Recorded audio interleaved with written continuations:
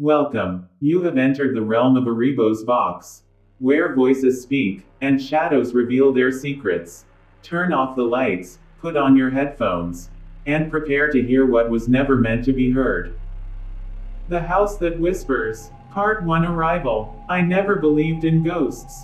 Not really. I always told myself that fear was just another kind of story we told to make sense of the dark. But that was before the night I decided to record everything inside the Mercer House.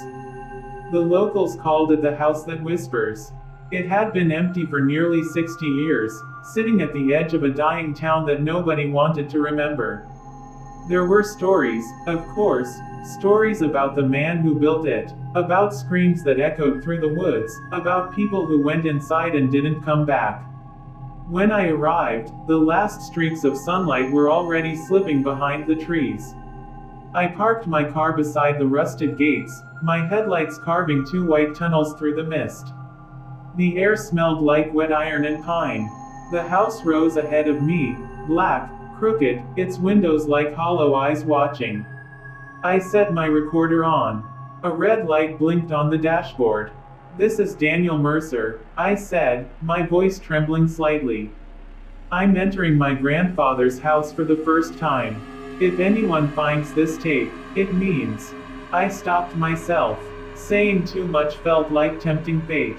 The gate screamed as I pushed it open. The sound carried into the woods, sharp and metallic. My boots crunched on gravel. For a moment, I thought I heard movement behind me, a rustle, faint but deliberate, but when I turned, there was only fog. The porch groaned under my weight. The front door, once painted red, was now a peeling gray, its handle cold as bone. I turned it. It opened too easily, as if the house had been waiting. Inside, the smell hit me first. Dust, mildew, something sweet and rotten underneath. The beam of my flashlight sliced through layers of darkness, revealing furniture covered in white sheets, portraits on the walls with faces scratched out, wallpaper curling like old skin. The house breathed. I swear to God, I heard it. A long, deep sigh moving through the walls, too slow to be wind. Part 2. The first night. I made camp in the old parlor. Set up my camera, laid out my sleeping bag, lit a lantern on the floor. It felt wrong to sleep in a place like this, but exhaustion pressed down hard. Around midnight, the house began to speak. It started as faint whispers, barely audible, like the rustling of paper. I thought it was wind slipping through cracks, until I realized the voices were words. "Daniel." I froze. My heart hammered so loud I thought the recorder might catch it. "You came back. Who's there?" I called out. Silence. Then, from upstairs, a soft dragging sound. Something heavy moving slowly across the floor. I grabbed the flashlight and climbed the staircase, every step screaming beneath me. The upper hallway stretched ahead, lined with doors, 6 of them, all closed. The dragging sound stopped behind the last door. I turned the knob. The room was empty except for a single rocking chair facing the window. It moved gently back and forth, though there was no wind. On the floor, a small music box lay open, playing a tune that skipped and warped. And then the whisper came again, this time right beside my ear. "Welcome home, Daniel." I spun around. No one. But my flashlight flickered, and for half a second, I saw something in the mirror across the room. A figure, tall, thin, face pale and stretched into a grin too wide to be human. When the light steadied, it was gone. I didn't sleep after that. Part 3. The history. Morning came gray and cold. I found the study downstairs, filled with rotting books and dust-covered photographs. On the desk, there was a leather-bound journal. My grandfather's handwriting, greater than March 3, 1959.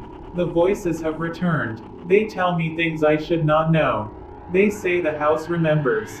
They say, it feeds. Each page grew worse. He wrote about dreams of blood seeping through the walls, about hearing his wife crying from rooms that no longer existed, about a door in the basement that appeared only at night. I found it that evening. Behind a tattered curtain in the cellar, hidden in the brick wall, was a door made of wood so dark it seemed to swallow light. No handle, just carvings, symbols, circles, lines intersecting like veins. When I touched it, the house shuddered. Something whispered from the other side. Not words this time, just hunger. Part 4: The Descent. The second night, I set up cameras throughout the house. Every hour, I checked the footage. At 2:13 a.m., the camera in the parlor caught movement, something crawling out from under the couch, unfolding slowly like a shadow becoming solid. Its limbs were wrong, bending the wrong way. Its face, if you could call. The recording cut to static. When I went to check the room, the couch was empty. But the floor beneath it was wet. Not water, thick, dark, metallic. That's when I decided to leave. But the house wouldn't let me. The front door was gone. Where it had been, there was now just a wall of cracked plaster. Every window showed the same thing outside. Endless trees, circling the house in all directions, moving slightly when I wasn't looking.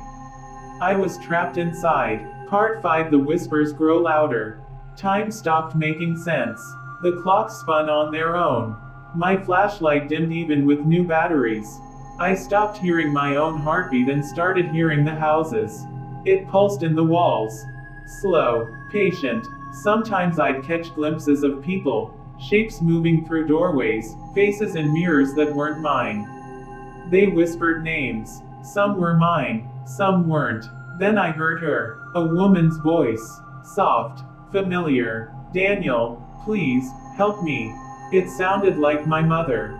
But she'd been dead for 15 years. The voice came from the basement. From behind the black door. Part 6: The door opens. I don't know why I did it. Maybe because I couldn't stand the whispers anymore. Maybe because some part of me already belonged to this place. I went down with the lantern and the recorder still running. The door waited, breathing.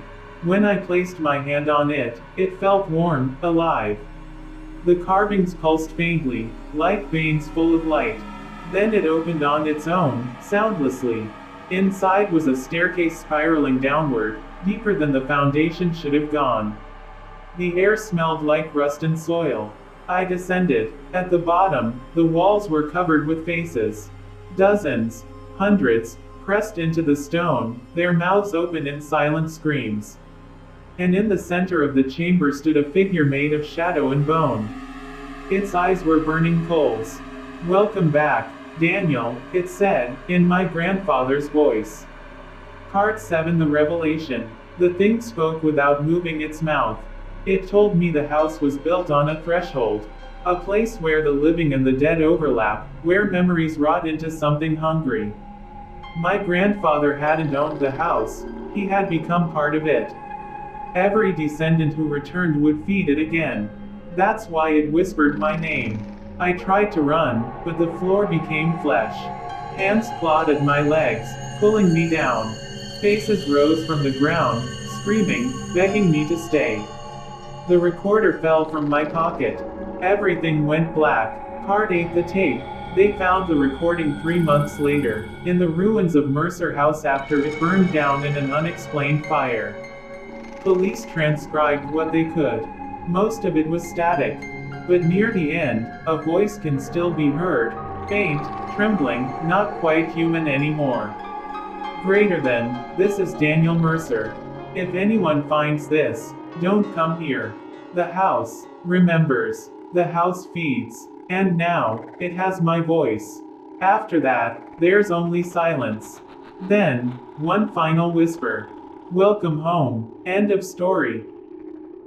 Whatever you just heard, stay in your mind, but never follow it. The shadows are always listening, and some doors are never meant to be opened.